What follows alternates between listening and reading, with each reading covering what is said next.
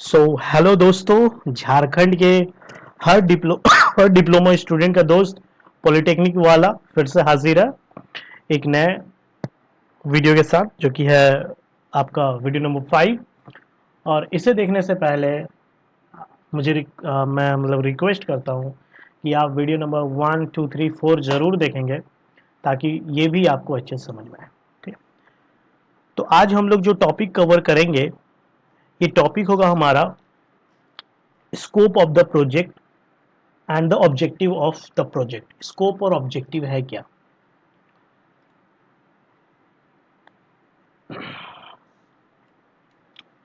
देखो, ये है स्कोप, प्रोजेक्ट स्कोप और प्रोजेक्ट ऑब्जेक्टिव्स। इसका मतलब क्या होता है? दायरा। एंड ऑब्जेक्टिव का मतलब होता है उद्देश्य, क्या गोल है। ठीक है, मान लो तुझे किसी क्लाइंट ने बोला कि मेरे को बिल्डिंग बनाना है। ठीक है, एक नया प्रोजेक्ट बनाना है, बिल्डिंग खड़ा करनी है 5 फ्लोर का, और सारा प्लानिंग, एग्जीक्यूशन, इनिशिएशन मैनेजर को दे दिया। मैनेजर मान लो आप ही हो। तो आपके दिमाग में आएगा ना कि ठीक है, ये 5 बिल्डिंग जो है, इसको करना क्या है, आपको क्या बनाना क्या है। क्या इसमें आप मॉल बनाना चाहते हो, स्कूल बनाना चाहते हो, मार्केट कॉम्प्लेक्स बनाना चाहते हो, करना क्या चाहते हो? क्या रेसिडेंशियल पर्पज से बनाना चाहते हो? ठीक है, क्या ऑब्जेक्टिव क्या है? ये हो गया ऑब्जेक्टिव, कि बनाना क्या है। मान लो उसने बोला कि हाँ, मेरे को मॉल तैयार करना है, ये उसका ऑब्जेक्टिव हो गया। ठीक है, नेक्स्ट आपके दिमाग में आएगा, ठीक है, मॉल तैयार करना है, तो इसका स्कोप बताओ, दायरा बताओ कि क्या इस मॉल में होना चाहिए और क्या इस मॉल में नहीं होना चाहिए। अब तुम बताओ कि क्या इसमें फायर एग्जिट होना चाहिए। तुम पूछोगे ना क्लाइंट से कि क्या क्या, जैसे कि बजट जो बताया उस हिसाब से फायर एग्जिट होना चाहिए, क्या इमरजेंसी एग्जिट होना चाहिए अलग से, क्या कोई सेंट्रलाइज्ड एसी सिस्टम डालना है, सेंट्रलाइज्ड एसी सिस्टम डालना है, इलेक्ट्रिक वर्क कैसा चाहिए, प्लम्बिंग वर्क कैसा चाहिए, क्या आपको कार पार्किंग के लिए एरिया चाहिए। तो ये सब क्या है कि वो अपना फंड वगैरह जितना भी होगा, उसका बजट, उस हिसाब से वो देखेगा कि हमको तो बनाना मॉल है, ये मेरा ऑब्जेक्टिव है, लेकिन क्या हमको ये सारी फैसिलिटीज उसमें देने हैं कि नहीं देने, क्या इसमें दायरा देना है कि नहीं दे रहा है, ये सब स्कोप है। ठीक है, उसने बोला कि नहीं, मेरे को फायर एग्जिट दे दिए, तो इमरजेंसी एग्जिट का जरूरत नहीं है। ठीक है, सेंट्रलाइज एसी दे सकते हैं, प्लम्बिंग वर्क नॉर्मल रखना, पार्किंग मुझे बस बेसमेंट में चाहिए, कोई ऊपर फ्लोर में नहीं चाहिए पार्किंग वगैरह। तो ये सब क्या है? ये सब दायरा है। ये बताता है आपको, स्कोप ये बताता है बेसिकली कि क्या करना है और क्या नहीं करना है। और ऑब्जेक्टिव बताता है स्कोप, ऑब्जेक्टिव बताता है उद्देश्य, कि आपको बनाना क्या है, फाइनल रिजल्ट क्या आएगा। ठीक है, तो ये है डिफरेंस स्कोप और ऑब्जेक्टिव्स का।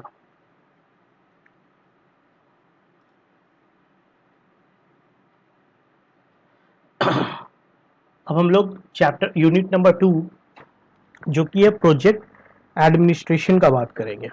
ठीक है, प्रोजेक्ट एडमिनिस्ट्रेशन।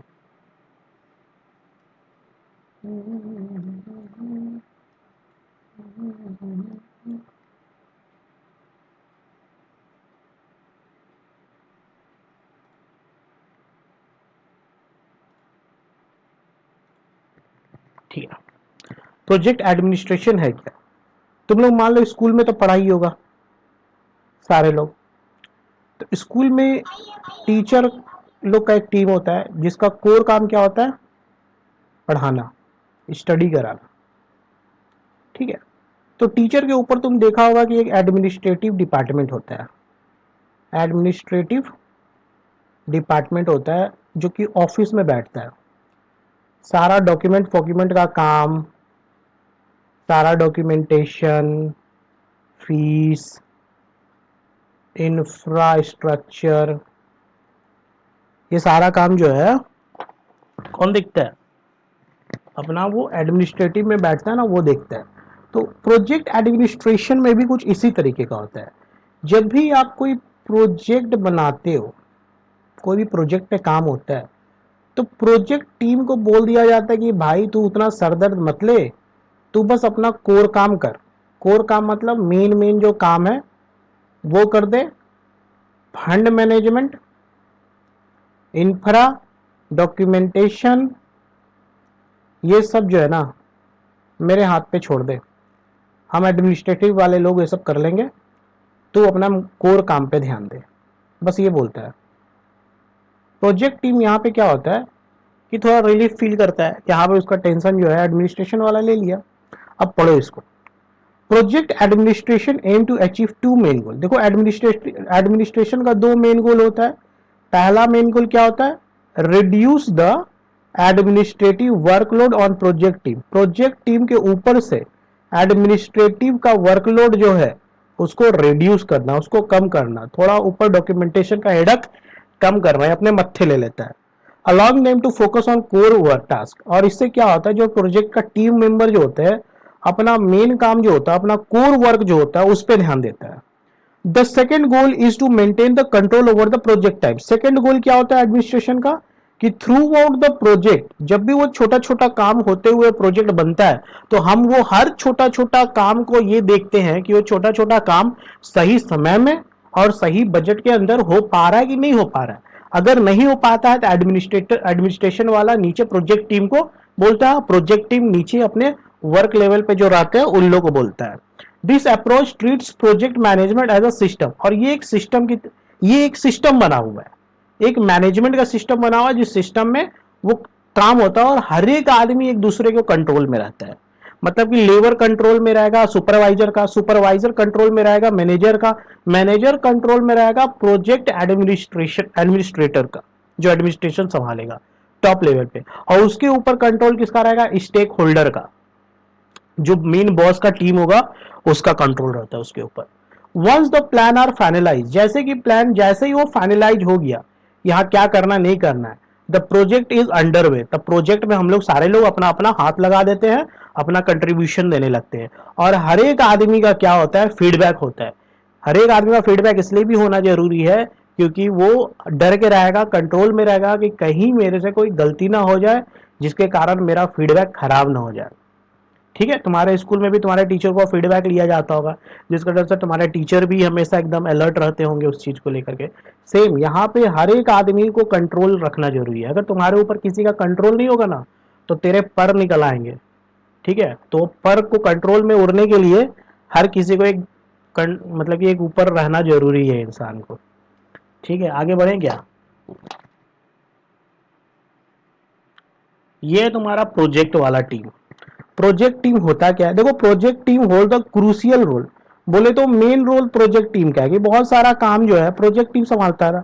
जैसा कि हम तुम्हारे स्कूल वाला एग्जांपल में समझाएं, जो टीचर क्या है, एक समझो कि एक प्रोजेक्ट टीम है जिसका कोर काम है पढ़ाई, और स्कूल में मेन काम क्या होता है? पढ़ाई ही होता है। लेकिन डॉक्यूमेंटेशन तुमको दिखता है क्या? वो सारे काम भी जरूरी होते हैं, लेकिन वो सारे काम ऊपर ऊपर से लेवल पे होता है, एडमिनिस्ट्रेटिव लेवल पे होता है। तो प्रोजेक्ट टीम समझ लो कि एक टीचर वाला ग्रुप जो होता है, जो मेन काम करता है, स्कूल भी यही लोग से चलता है। तो project team hold a crucial role in the planning and execution of the project. Project का प्लानिंग करने से लेकर के उसको स्टार्ट करने तक जो मेन रोल होता है वो अपना प्रोजेक्ट टीम का ही होता है भाई। It is made up of defined set of individual. ये क्या होता है कि हर एक आदमी का एक सेट बना होता है, 4 आदमी का, 5 आदमी का ग्रुप बना दिया जाता है विद अ पर्टिकुलर रेस्पॉन्सिबिलिटी। और हर एक ग्रुप को उसका अलग अलग रोल और अलग अलग रिस्पॉन्सिबिलिटी समझा दिया जाता है, बता दिया जाता है, एलोकेट कर दिया जाता है। देखो पहला क्या है? पहला टीम को हम बोल रहे हैं इनिशियल टीम। नाम से ही समझ में आता है कि शुरुआती लेवल वाला टीम, स्टार्टिंग वाला काम इसके ऊपर सौंप दिया जाता है। नेक्स्ट आता है core core project team. Core बोले तो मेन, जो काम जब स्टार्ट होगा तो मेन मेन टेक्निकल टीम आएगा। जैसे इलेक्ट्रिकल का काम होगा तो इलेक्ट्रिकल वाला आएगा, मैकेनिकल का काम होगा तो मैकेनिकल वाला आएगा।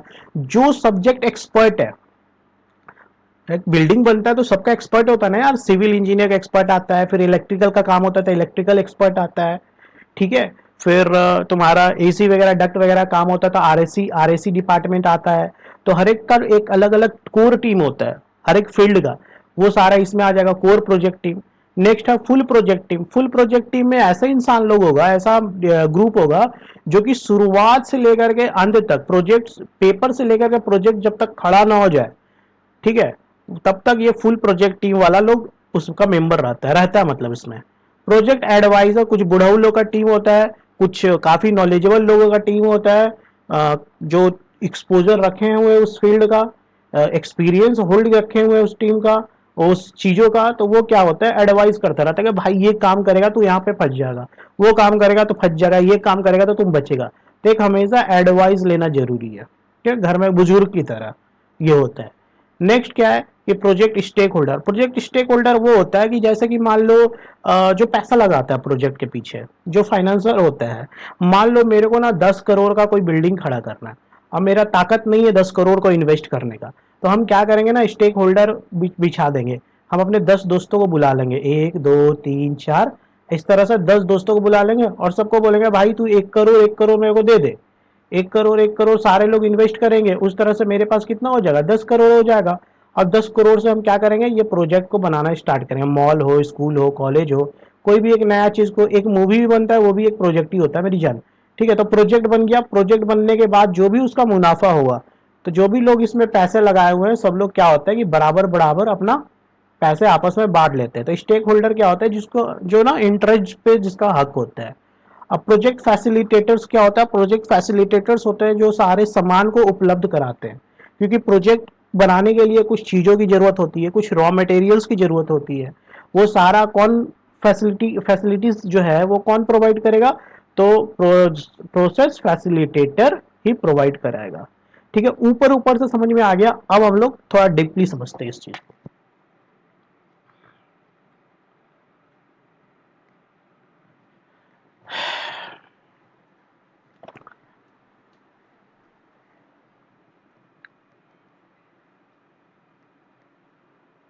देखो इनिशियल प्रोजेक्ट टीम होता क्या है, इनिशियल प्रोजेक्ट टीम बोले तो शुरुआत, जब चीज स्टार्टिंग करते हैं, जब जैसे ही दिमाग में आता है।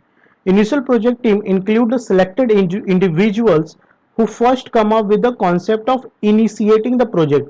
प्रोजेक्ट का इनिशिएटिंग करना, नारियल फोड़ना, स्टार्ट करना, शुरुआत करना, वही चीज है इनिशिएटिंग द प्रोजेक्ट।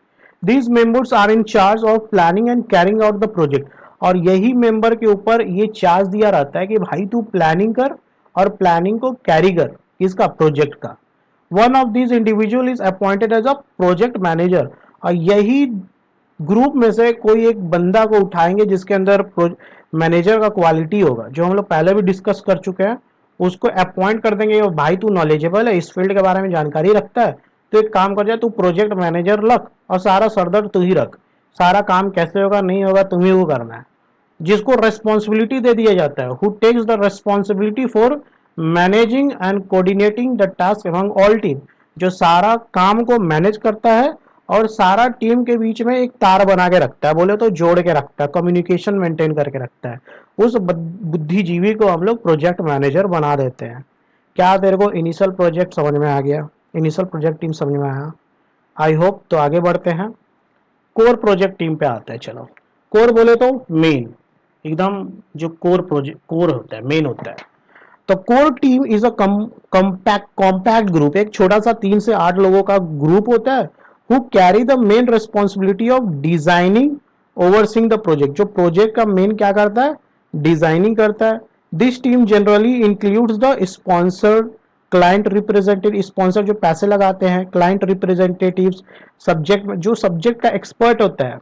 जैसे एक बिल्डिंग बनाना है, तो बिल्डिंग बनाना है तो उसमें मैकेनिकल का एक्सपर्ट का भी जरूरत है, सिविल एक्सपर्ट का भी जरूरत है, आरएसी एक्सपर्ट का भी जरूरत है, ठीक है।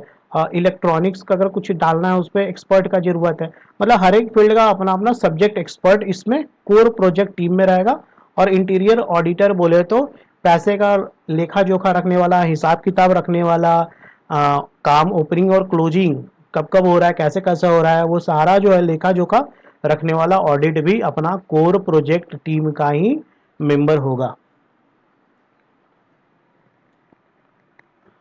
ना बात करते हैं फुल प्रोजेक्ट टीम का। फुल प्रोजेक्ट टीम मतलब कि जब तुम प्लानिंग कर रहा था, तेरे दिमाग में आया था, पेपर में पहले मैप उप कर रहा था, डिजाइनिंग करने से खड़ा होने तक बिल्डिंग का एकदम प्रॉपर, है ना, एकदम वो सारा कोई आदमी होगा जो यहाँ से लेकर के यहाँ तक, शुरू से लेकर लास्ट तक इंगेज होगा, उसी को बोलेंगे full project team.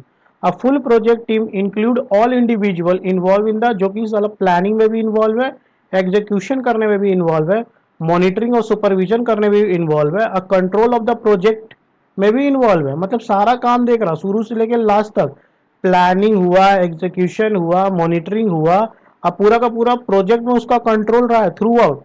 It consist of manager, जिसमें कौन कौन होंगे, बड़े तबके के लोग होंगे ऑब्वियसली, जिसमें हो जाएगा तुम्हारा प्रोजेक्ट मैनेजर जिसके अंदर में सारा प्रोजेक्ट है, स्टेक होल्डर बोले तो मालिक जो पैसा लगाया है, रिसर्चर जो आकर के हर टाइम में रिसर्च करेगा कि कुछ बेहतर हो सकता है क्या, कुछ अच्छा हो सकता है क्या, कम बजट में भी हो सकता है कुछ बेहतर, वो रिसर्चर यूज होगा।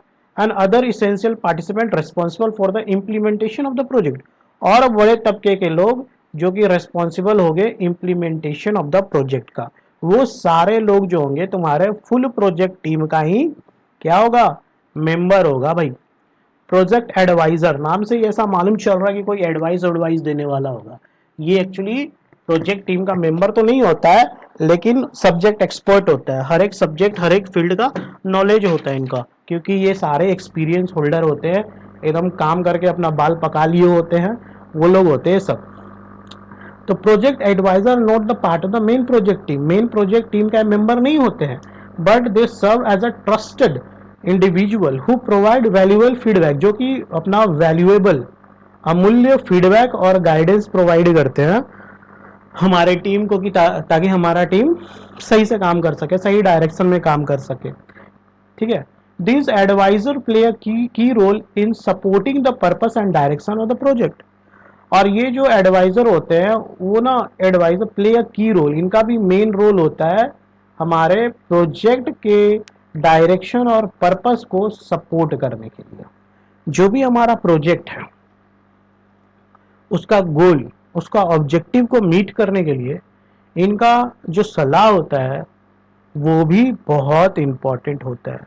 जैसे तुम्हारे घर के डिसीजन में मेन डिसीजन कौन लेता है, घर के बुजुर्ग लोग लेते हैं, उन्हीं का बात रखा जाता है कि उन्हीं का बात सही माना जाता है, क्योंकि उनके पास एक्सपीरियंस है, वो जिंदगी का एक्सपोजर है बोल के। ठीक है, और हम लोग उस हिसाब से एक्शन लेते हैं। ठीक है भाई, तुम लोग जो है इसको ना टेलीग्राम चैनल जो कि पॉलिटेक्निक वाला करके है, पॉलिटेक्निक वाला करके जो टेलीग्राम चैनल है, वहां से पीडीएफ डाउनलोड कर लेना, समझा। नेक्स्ट है project stake holder.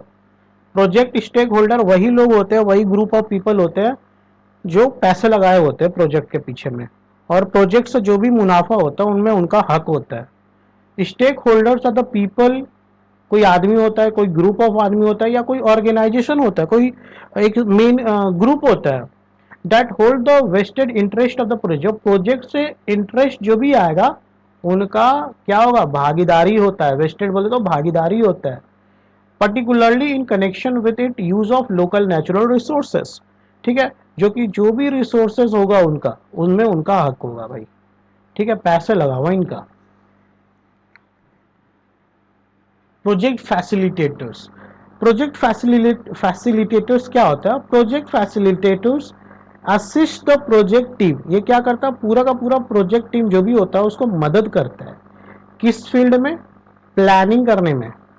They understand the core component of the process and are skilled in facilitating discussion and action to the ensure smooth progress। अब देखो होता क्या है कि जब प्लानिंग होता है, क्योंकि मेन जो इस शुरुआत में ही अगर गड़बड़ हो गया तो आगे वो गड़बड़ी बढ़ता जाएगा। तो शुरुआती चीज क्या है, प्लानिंग करना, कोई भी चीज कैसे होगा कैसे नहीं होगा। तो उस प्लानिंग में ना सबका राय लिया जाता है, जिसमें मेन राय इसका भी होता है प्रोजेक्ट फैसिलिटेटर्स का, और ये जो होता है जो भी रॉ मटेरियल होता है इसको प्रोवाइड कराता है। ठीक है, जो भी रॉ मटेरियल होता है इसको प्रोवाइड कराता है। अब हम लोग आगे बात करेंगे, ताकि क्या होता है कि तुम्हारा जो भी काम है वो स्मूथली प्रोग्रेस करे। नेक्स्ट हम लोग जानते हैं core project team. Core project team क्या होता है, ये तो हम लोग पढ़ चुके हैं ना। कोर बोले तो ये फैसिलिटेटर लास्ट टीम था।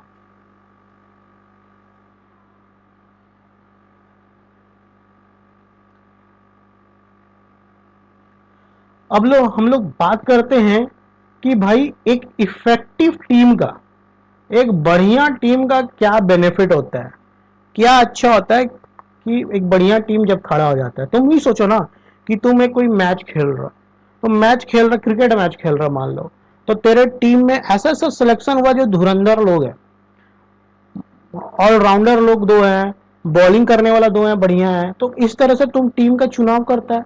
क्यों करता है भाई? क्योंकि तुम्हारा टीम जीतने का चांसेस बढ़ जाता बोल के करता है। उसी तरह से इफेक्टिव टीम अगर मिला तो उसका क्या क्या बेनिफिट होता है। पहला बेनिफिट होता है तुम्हारे प्रोजेक्ट पॉइंट ऑफ व्यू से कि वेल डिफाइंड प्रोजेक्ट गोल। अगर जो भी तुम्हारा प्रोजेक्ट गोल होता है from the beginning phase two the final completion तक, वो क्या होता है, वेल डिफाइंड होता है। बोले तो सब कोई अच्छे से समझते हैं कि मेरा अपना रोल और मेरा अपना रिस्पॉन्सिबिलिटी क्या है और उसका कितना महत्व है पूरे प्रोजेक्ट में। ठीक है, सब कोई अपना रोल जानता है। इसलिए प्रोजेक्ट टीम का ये बेनिफिट ये भी है कि तुमको बार बार कंफ्यूजन नहीं होता है। एक अच्छा टीम को सब पता होता है कि उसको क्या करना है क्या नहीं करना है। नेक्स्ट क्या है, effective discussion making process that accelerate the work flow. अब उन लोग के बीच में बेकार बातें तो नहीं होंगी, उन लोग के बीच में इफेक्टिव डिस्कशन होगा, एक पावरफुल डिस्कशन होगा जो कि तुम्हारे काम को, वर्क फ्लो को एक्सेलरेट करेगा, बहुत तेजी से लेके जाएगा कि कैसे हम चीजों को बहुत जल्दी और बहुत बढ़िया से खत्म कर सके। ऐसा डिस्कशन होगा वहां पे। नेक्स्ट क्या है, clearly assign duties responsibilities and leadership role, avoiding duplication and ensuring study flow. देखो होता है, सबको पता है, सबको क्लियरली असाइंड होता है, सबको असाइंड होता है साफ साफ कि बाबू तेरा ये ड्यूटी है, तेरा रेस्पॉन्सिबिलिटी है, तुम यहाँ पे लीडरशिप का रोल निभाएगा। ठीक है, अगर कुछ भी गड़बड़ होता है कल का डेट में, तो हम देखेंगे कि ये ड्यूटी है किसका, ड्यूटी तेरा है तो हम तुम्हारा कॉलर पकड़ेंगे, ये रिस्पॉन्सिबिलिटी तुम्हारा था हम तुमको पकड़ेंगे, तुमसे गलती नहीं होना चाहिए। तो सबको ये क्लियरली असाइन हो जाता है, ताकि क्या होता है कि अवॉइडिंग डुप्लीकेशन, कंफ्यूजन लोगों के बीच में नहीं होता है, और एक ही काम को दो लोग को एलोकेट नहीं होता है, सबका अपना अपना काम सेपरेट होता है, डुप्लीकेसी नहीं होता है। इससे क्या होता है कि तुम्हारा जो प्रोग्रेस होता है प्रोजेक्ट का वो स्टीडी होता है। स्टीडी बोले तो एकदम मस्त मक्खन जैसा जो फ्लो करता है, बहती हवा सा था वो, लाइक दैट, एकदम बहती काम वो करता गया, कहीं रुकावट नहीं हुआ उसका। नेक्स्ट क्या है, म्यूचुअल ट्रस्ट। म्यूचुअल ट्रस्ट, आपस में ट्रस्ट बना रहता है, समझा। एक इफेक्टिव टीम रहेगा तो आपस में एक दूसरे का ट्रस्ट रहेगा, एक दूसरे का साथ रहेगा, एक दूसरे का सपोर्ट रहेगा, और एक हेल्दी कॉन्फ्लिक्ट होगा। हेल्दी कॉन्फ्लिक्ट मतलब एक होता है बैड कॉन्फ्लिक्ट, आपस में गाली गलौज करके लड़ना, मनमुटाव करना है तो बैड कॉन्फ्लिक्ट होता है। एक हेल्दी कॉन्फ्लिक्ट होता है, हेल्दी कॉन्फ्लिक्ट मतलब कि तुम ये काम को अच्छा किया, हम तुमसे बढ़िया अच्छा काम करेंगे, मतलब इस टाइप का होता है ना कि चीजों को और हेल्दी इंप्रूव करना, आज हम ऐसा काम किए कल हम इससे और बेहतर काम करेंगे, एक हेल्दी कॉन्फ्लिक्ट होता है। और feedback contribution to the better team work, और ये सारी चीजें मिल करके एक बेटर टीम बन जाता है।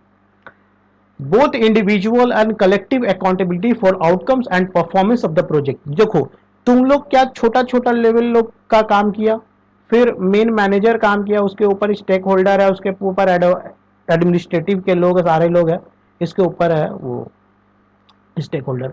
अब क्या करते हैं, ये लोग काम अच्छा करेगा, ऑब्वियस ही बात है, ये लोग भी अपना काम करेगा, ये लोग भी, सब कोई अपना अपना काम करेगा। तो जो फाइनल जो बिल्डिंग बन के आएगा, जैसे कि तुम बिल्डिंग बना रहे हो जैसे एक नया प्रोजेक्ट की तरह, तो ये जो नया प्रोजेक्ट बन के निकल आएगा और हर एक आदमी अपना जो है बेस्ट काम किया है, तो तुमको नहीं लगता कि ये प्रोजेक्ट भी अपना बेस्ट निकल आके आएगा? क्योंकि लोगों ने अपना बेस्ट दिया है, हर एक काम करने का, छोटे से छोटे लेवल का, वो टॉप से टॉप लेवल का आदमी लोग अपना बेस्ट दिया है, तो ऑब्वियस सी बात है मेरा जो काम निकलेगा, आउटकम जो निकलेगा वो भी बेस्ट निकलेगा। और वो जो आउटकम होगा उसमें अकाउंटेबिलिटी, और अकाउंटेबिलिटी बोले तो सबका हकदार होगा, अगर अच्छा होगा तो सबके कारण होगा। बुरा होगा तो सबके कारण होगा। तो अगर मान लो यहाँ पे तो इफेक्टिव टीम है ना, तो अच्छा कोई भी काम हुआ तो सबके कारण हुआ। कलेक्टिव अकाउंटेबिलिटी मतलब हर एक आदमी का इसमें कंट्रीब्यूशन है, कहने का अर्थात ये है। ठीक है,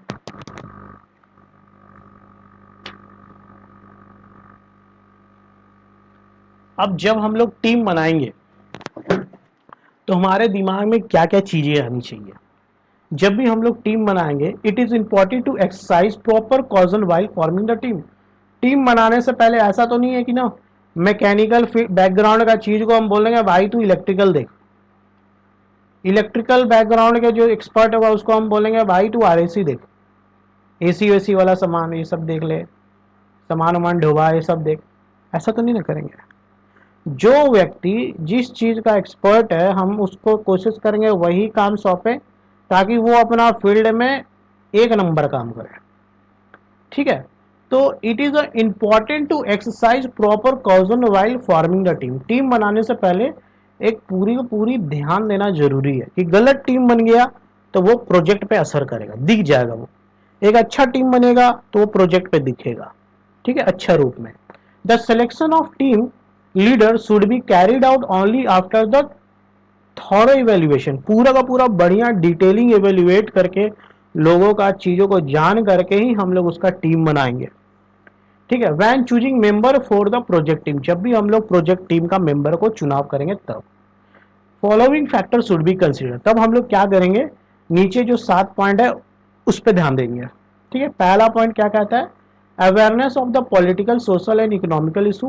बेटा उसको पॉलिटिकल सोशल इकोनॉमिकल इशू, आर्थिक नॉलेज, सामाजिक नॉलेज और राजनीतिक नॉलेज होनी चाहिए।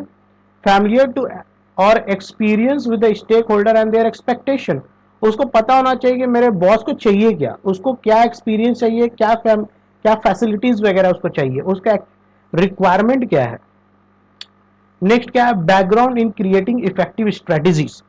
नया नया रणनीति, अगर कोई ऐसा सिचुएशन आ जाता है, सरकमस्टांस बदल जाता है, तो हम वो रणनीति को बदल सके, काम करने का शैली को बदल सके, ताकि हमारा प्रोजेक्ट का गोल पे बैड इफेक्ट ना पड़े। नेक्स्ट क्या है, practical experience in putting strategies into the action.